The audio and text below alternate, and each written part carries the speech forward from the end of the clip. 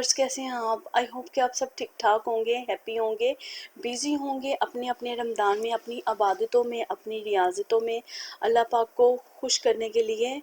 और आप लोगों को आज का रमज़ान बहुत बहुत मुबारक हो। और मैं भी बिल्कुल ठीक ठाक हूँ, अल्हम्दुलिल्लाह सब ठीक ठाक है, सब अच्छा जा रहा है।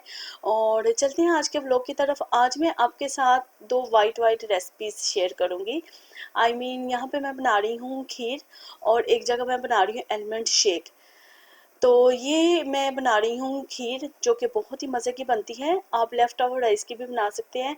मैंने लास्ट इसी केटली में जो है वो मैंने राइस बॉईल किए थे और मेरे थोड़े से बच गए थे, तो मैंने उन राइस को बिल्कुल स्मैश्ड करके उसके अंदर 1 लीटर मैंने दूध डाल दिया, और साथ में इलायची पाउडर डाला है, शुगर डाली है, और साथ में थोड़ी सी इलायची भी डाली है। और ये माशाल्लाह से बहुत ही ज़्यादा मज़े की और अच्छी खीर बनती है।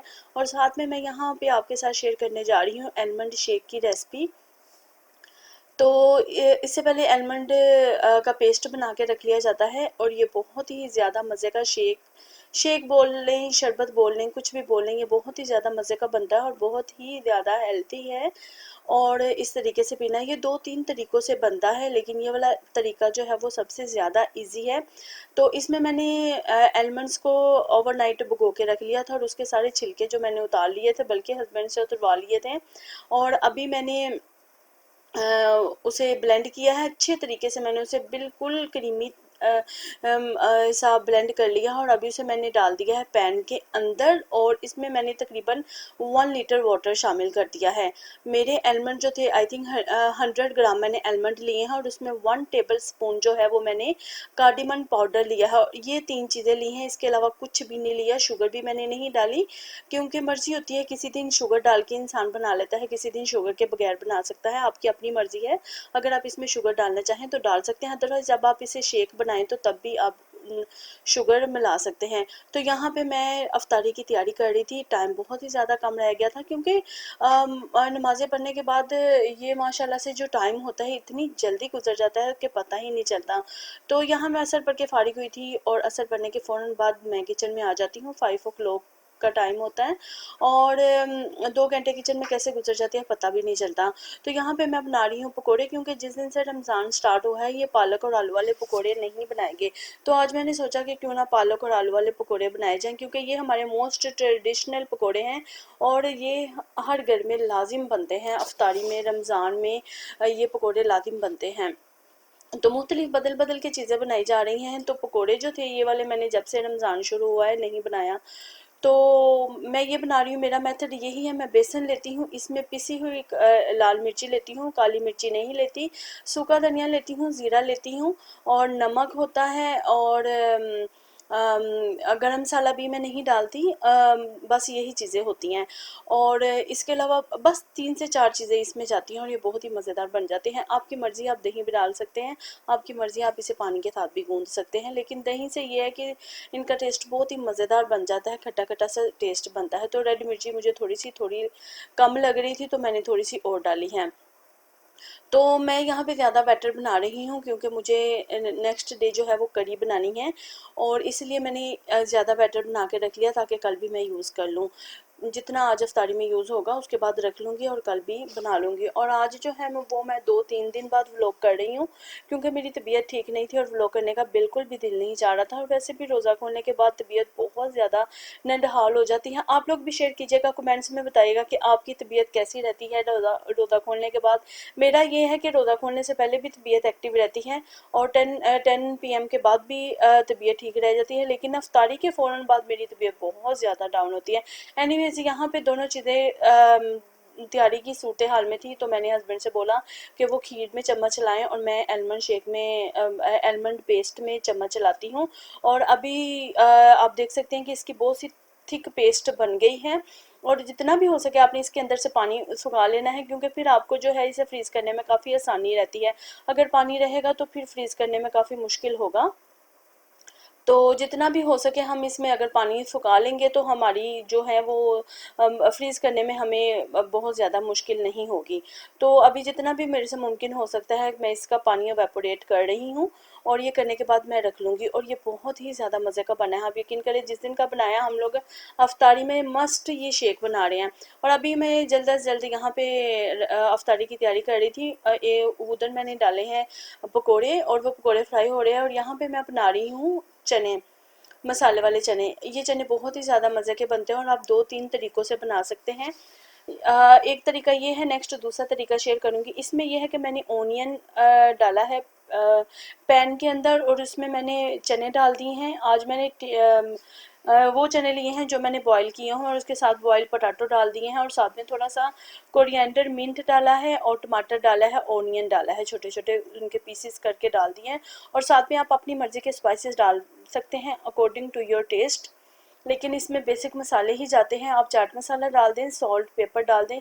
देखिए मैंने मिक्स करके रखे हुए थे और मैंने डाल दी हैं, और चाट मसाला साथ में डाला है, थोड़ा सा ज़ीरा डाल दें, कोरिएंडर पाउडर डाल दें, बस मिनिमम मैक्सिमम इसमें यही वाले मसाले जाते हैं। साथ में लेमन जूस डाल सकते हैं, थोड़ा सा विनेगर, और ये इमली की पेस्ट जो मैंने बना के रखी हुई थी ये मैंने डाल दी है। और बिलीफ में ये चने इतने मज़े के बनते हैं कि अफ्तारी में खाने का मज़ा आ जाता है। तो ये थी तैयारी जो कि मैं कर रही थी। खीर रेडी हो गई थी, खीर को मैंने साइड पे निकाल दिया था प्यालियों के अंदर, और आलमंड शेक को मैंने डांप के रख दिया था थोड़ा सा कूल डाउन होने के लिए, ताकि ये कूल डाउन हो जाए और फिर मैं इसे फ्रीज़र में सेव करूँगी। और अभी आप देखिए मैंने इसके अंदर थोड़ा सा ज़ाफ़रान भी डाला है, ये ऑप्शनल है, आपकी मर्ज़ी, अगर आप डालना चाहें तो डाल दें, अगर आप नहीं डालना चाहते तो आप नहीं भी डालें, लेकिन ज़ाफ़रान से बहुत ही ज़्यादा अच्छा और प्यारा टेस्ट आता है। और मैं ये वाला ज़ाफ़रान लेती हूँ, ये बहुत ही अच्छा होता है। और अभी जो है वो मैं इसे ज़ाफ़रान डाल के अच्छे तरीके से मिक्स कर लूँगी, ताकि जो ज़ाफ़रान है वो इसके अंदर अंदर अच्छे तरीके से मिक्स हो जाए। और अभी देखिए मैंने इसकी कितनी थिक पेस्ट बना ली है, और अभी इसकी जो है इसे सेव करने में मुश्किल नहीं होगी। मेरे पास 3 आइस क्यूब हैं जिनके अंदर मैं इसे डाल के तो सेव कर लूँगी। तो ये माशाल्लाह से बहुत ही ज़्यादा प्यारा बना था। लाजिम ट्राई कीजिएगा और बताइएगा कैसा बना है। और अभी ये देखिए मैं इसे अपने आइस क्यूब के अंदर डाल रही हूँ, और इसमें मैं इसे फ्रीज़ करने के लिए रख दूँगी, और फिर निकाल के इस्तेमाल करना बहुत ही ईजी हो जाता है। तो यहाँ पे इन्हें मैं सेव कर लूँगी फ्रीज़र में रख के। तो ये मैंने रात के टाइम किया था, क्योंकि रात के टाइम फ्रीज़र बिल्कुल भी नहीं खुलेगा, तो ये अच्छे तरीके से जो है वो फ्रीज़ हो जाएंगी। तो ये थी जो 3 बन गई थी, और इंशाल्लाह ताला ये फर्दर पूरे रमज़ान में यूज़ करने के लिए मोर देन इनफ है हमारी फैमिली के लिए, क्योंकि ये एक गिलास में 1 या हद 2 क्यूब्स जाते हैं। तो ये थी आज की अफ्तारी, जो कि बहुत फटाफट से तैयार हुई थी। पकोड़े थे, पफ बनाए थे ओवन में। और ये मैं आपके साथ एक बहुत ही ज़बरदस्त चीज़ आज शेयर करने जा रही हूँ। ये मेरा बैकअप स्टोव है, जो कि मैंने प्रेस्टीज का लिया था जब इस घर में शिफ्ट हुए थे। और मेरे साथ आज बहुत बुरा सीन ये हुआ है कि मैं आई हूँ सैरी करने के लिए, बनाने के लिए, तकरीबन 2 o'clock का ये टाइम है।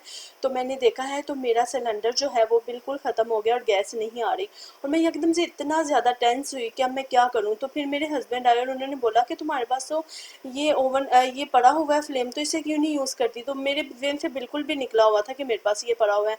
तो ये मैंने 100 dirham का लिया है, लेकिन आप यकीन करें आज जो इसने काम किया ना वो 100 से क्या हज़ारों से ज़्यादा है। और मेरे ज़हन से बिल्कुल ये निकला हुआ था कि मेरे पास पड़ा हुआ है। तो मैंने फटाफट से इसे ऑन किया और इसके ऊपर मैंने कीमा बना लिया और पराठे बना लिए। अगर ये ना होता तो इस वक्त जो गैस ख़त्म हुई है तो आज का हमारा रोज़ा जो था वो मिस हो जाना था। हम रोज़ा रखने के बिल्कुल भी काबिल नहीं थे, क्योंकि सहरी में मस्ट है कि पराठा खाना होता है, क्योंकि अगर पराठा ना खाया जाए तो रोज़ा इतना ज़्यादा लगता है कि बिल्कुल भी बर्दाश्त से बाहर होता है। एक दिन तकरीबन मैंने राइस खाए हैं तो मेरा रोज़ा बहुत ही ज़्यादा मुश्किल कटा है। लिटरली तौर पे मैंने लेट के रोज़ा गुजारा है, क्योंकि मैं उठती थी तो मुझे चक्कर आते थे। पराठा खाने से यह है कि रोज़ा बिल्कुल भी नहीं लगता। मेरा यह एक्सपीरियंस है, आप भी बताइएगा कि आपका रोज़ा किस चीज़ के साथ अच्छा जाता है। तो पहले तो हम सोचते रहे कि ये खा लें वो खा लें, लेकिन जब तक मेरे ज़हन में ये नहीं आया, फिर यकदम से हस्बैंड ने मुझे याद कराया तो मैं ऐसे खुश हो गई कि जैसे पता नहीं क्या है, क्योंकि बहुत ही ज़्यादा ये ईजी है, बहुत ही ज़्यादा, मतलब कि आपको कुछ पता नहीं होता कि आपके सिलेंडर की गैस कब ख़त्म हो जाती है, क्योंकि यहाँ पे सिलेंडर चलते हैं। पाकिस्तान की तरह यहाँ पे गैस नहीं है, क्योंकि पाकिस्तान में तो तकरीबन हर जगह पे गैस होती है। तो मैंने आज सहरी में बनाना था कीमा, तो फिर मैंने इसे ऑन किया। ये माशाल्लाह से बहुत अच्छा है, इसकी हीट बहुत अच्छी है। आप इसके ऊपर हर तरह की चीज़ बना सकते हो, इवन कि बिरयानी तक आप इसके ऊपर बना सकते हो। हर तरह का कोरमा, राइस, हर चीज़ इसके ऊपर बन जाती है। इसकी जो स्पीड है वो बहुत अच्छी है। इसके अलावा मैंने 2-3 और भी ट्राई किए थे, लेकिन उनकी जो टेम्परेचर था वो इतना अच्छा नहीं था। तो ये मैंने फुल पे किया हुआ है, 2000 इसकी फुल स्पीड है। इसमें प्लस माइनस का बटन है, इस चीज़ से आप इसे ऑन कर सकते हैं, ऑफ कर सकते हैं। और इसके अलावा इसमें ग्रिल करने का भी है, स्टीम करने का भी है, फ्राई करने का भी है, हर तरह का फंक्शन इस पे दिया हुआ है। तो आप में से भी बहुत सारे लोगों को मैं ये सजेस्ट करूँगी, जो लोग मेरी तरह सिलेंडर यूज़ करते हैं वो अपने घर में ये लाज़िम रखें। क्योंकि समटाइम ऐसा होता है कि हम लोगों के पास समटाइम अचानक पैसे नहीं होते, या फिर हस्बैंड लोग घर में नहीं होते, या फिर कुछ इस तरह का रात का टाइम होता है कि हम लोग जो है वो सिलेंडर नहीं मंगवा सकते। जैसा कि अभी था 2 o'clock का टाइम था और हमने सिलेंडर वाले को फ़ोन किया, तो उसने बोला कि डिलीवरी नहीं हो सकती क्योंकि 10 o'clock के बाद यहाँ पे कर्फ्यू लग जाता है। तो ये मैंने जल्द अज जल्द कीमा रेडी कर लिया था। कीमा लिए, प्याज डाला, उसमें कीमा डाला, लहसुन अदरक का पेस्ट, नॉर्मल से स्पाइसेस डाले, टमाटर, दही डाला, और अच्छे तरीके से ये कीमा जो था वो बहुत ही ज़्यादा टेस्टी और मज़े का बन गया था। तकरीबन 10 से 15 मिनट के अंदर मैंने ये कीमा बना लिया था, और अभी मैंने इसे होट पे दम पे रख दिया था। और बहुत खुशी हुई कि सहरी मिस नहीं हुई, अच्छे तरीके से हमारी सहरी हो गई थी। और अभी मैं पराठे बना रही थी, और पराठे भी इसके अंदर बहुत अच्छे बने थे। बस ये था कि मैंने जो थे वो तवे पे जिस साइज़ का पेड़ा लेती हूँ उस साइज़ का पेड़ा नहीं लिया, तो उससे हाफ साइज़ का लिया था। और छोटे छोटे 4 पराठा मैंने बना लिए थे, 2 मेरे और 2 मेरे हस्बैंड के लिए। बेटा जो था वो इस वक्त सो रहा था, क्योंकि बेटे को मैं सुला देती हूँ, क्योंकि माशाल्लाह से उसकी सुबह के टाइम ई लर्निंग होती है, तो मैं रात में उसे नहीं जगाती। तकरीबन 9 और 10 o'clock पे वो सो जाता है।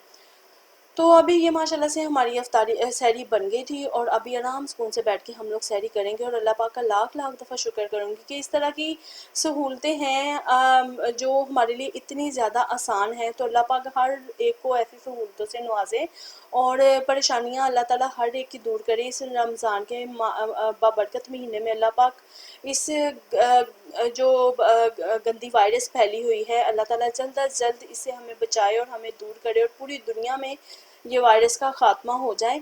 तो हमने माशाल्लाह से सहरी कर ली थी, और सहरी करने के बाद मैंने अपने बर्तन धोए थे एज़ यूजुअल, जो मैं बर्तन धो के ही सोती हूँ। और उसके बाद ये आइस क्यूब थी जो रात में रखी थी और बन गई थी, और इन्हें मैं अब फ्रीज़ कर लूँगी।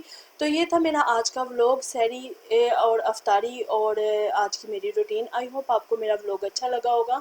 अगर मेरा व्लॉग अच्छा लगा है तो प्लीज़ मेरे चैनल को सब्सक्राइब करें, लाइक करें, शेयर करें, और मिलती हूँ आपके साथ इंशाल्लाह ताला नेक्स्ट व्लॉग में। अभी के लिए अल्लाह हाफिज़।